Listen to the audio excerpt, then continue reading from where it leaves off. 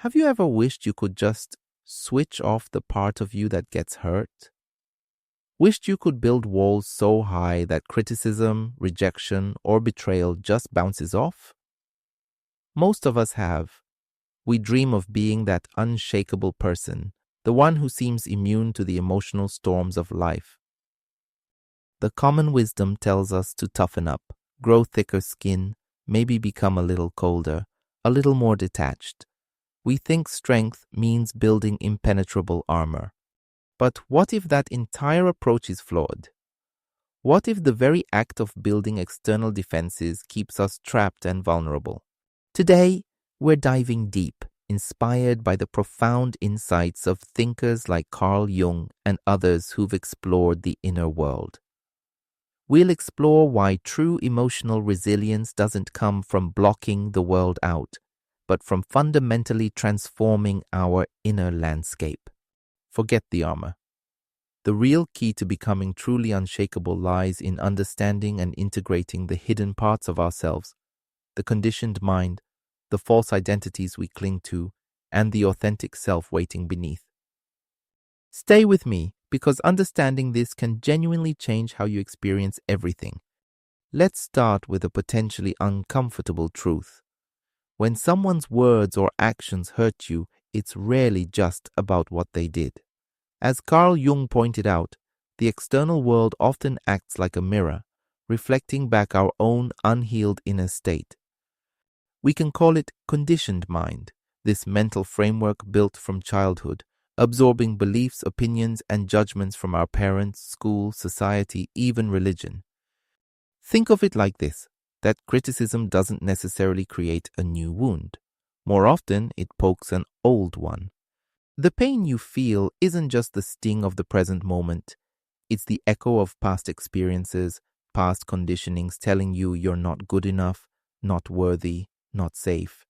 Your conditioned mind, that internal voice often filled with judgment and fear, a prison or even a vampire draining your energy, interprets the event through its old filters. So, how do we start dismantling this? Begin by observing your reactions without immediate judgment. When you feel that pang of hurt, ask yourself, what specifically triggered this? Is this feeling familiar? Where have I felt this before? Is this reaction truly about this situation, or is it an old pattern playing out? Noticing the echo is the first step to separating the present reality from past programming. Understanding this shifts the power dynamic. Instead of feeling like a victim of external circumstances, you become an investigator of your internal world. You start reclaiming energy from the endless cycle of reaction and blame. The hurt begins to lose its grip when you see its roots.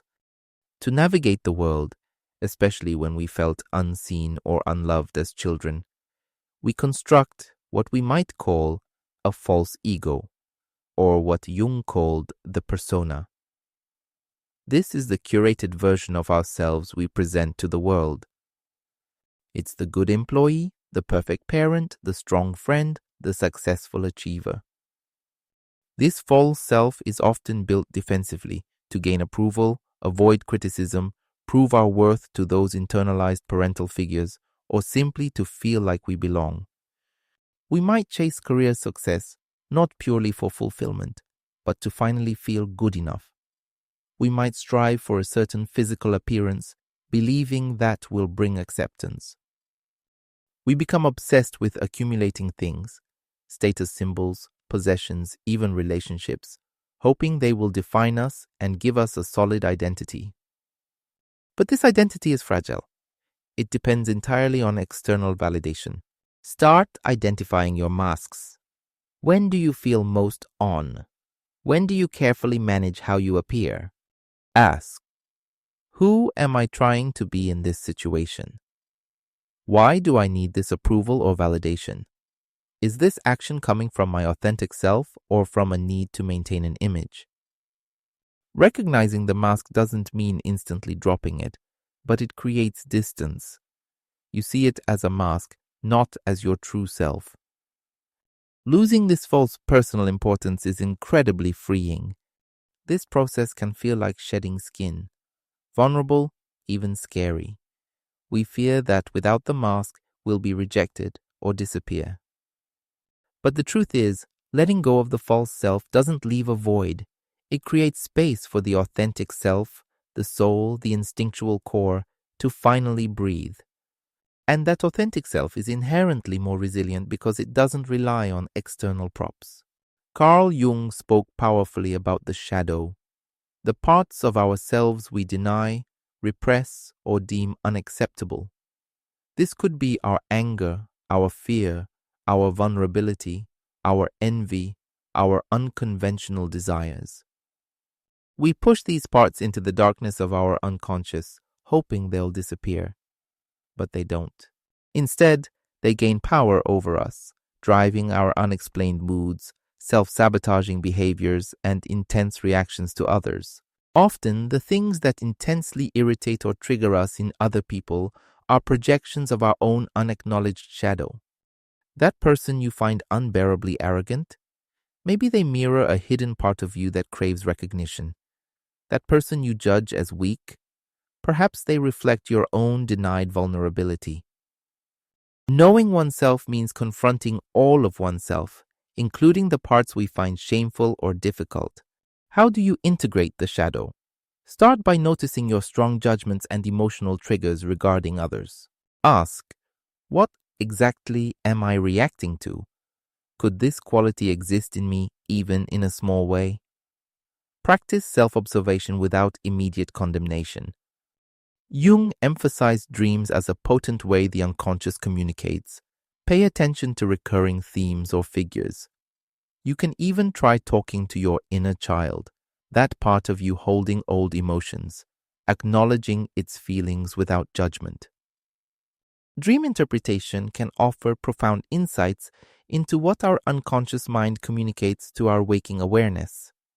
Share your dream in the comments, and I'll provide a clear interpretation to help you understand its meaning.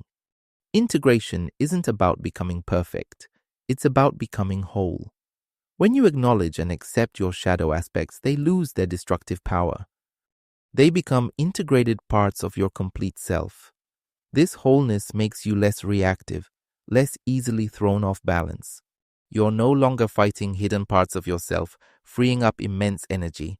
So, if external armor doesn't work, and even internal integration feels like a lifelong process, what truly protects us? The answer is only one: consciousness. Awareness. The ability to see clearly what is happening within us as external events unfold. True emotional immunity isn't about not feeling. It's about understanding what you feel and why. When you develop the capacity to observe your thoughts, your emotions, your bodily sensations without being instantly swept away by them, you create a crucial space. In that space lies your freedom. You can feel the anger, the sadness, the fear, but you recognize it as an internal experience, often fueled by conditioning or the shadow, rather than an absolute truth about reality or yourself. This is a practice, not a destination. Cultivate moments of pause throughout your day. When a strong emotion arises, instead of reacting immediately, try to name it. Ah, there is anger. Okay, sadness is present. Breathe. Observe where you feel it in your body. Gently inquire into its source. Is it purely this moment, or does it carry the weight of the past? This mindful self-awareness is like building an internal observation deck. Consciousness acts as the ultimate shield because it dissolves the identification with the painful thought or emotion. You have the feeling, but you are not defined by it. You experience the wave, but you are the ocean. Others' actions might still ripple the surface, but they can no longer capsize the boat. This isn't cold detachment, it's clear-sighted presence. So, the path to becoming truly unshakable isn't about building higher walls or becoming numb. It's a courageous journey inward. It's about understanding the conditioned mind that filters our reality, dismantling the false ego we built for protection, integrating the hidden shadow parts of ourselves, and cultivating conscious awareness as our primary way of being. It's not about never feeling pain again. Life will always have its challenges. It's about reaching a place where pain doesn't destroy you, where external events don't have the power to dictate your inner state. It's about trading fragile armor for authentic, integrated strength. This requires honesty, courage, and consistent self-observation. The work is deep and it's ongoing, but every moment you choose to look within, every time you question a reaction instead of blindly following it, you are reclaiming your power and moving towards genuine inner freedom. Start today. What's one reaction, one trigger you can observe with a little more curiosity, a little less judgment? The journey begins with that single step inward. Thanks for joining me on this exploration. If you found it helpful, you can support us by liking this video and subscribing to the channel. Remember to share your thoughts and your dreams in the comments for a clear interpretation. Keep looking within. See you next time.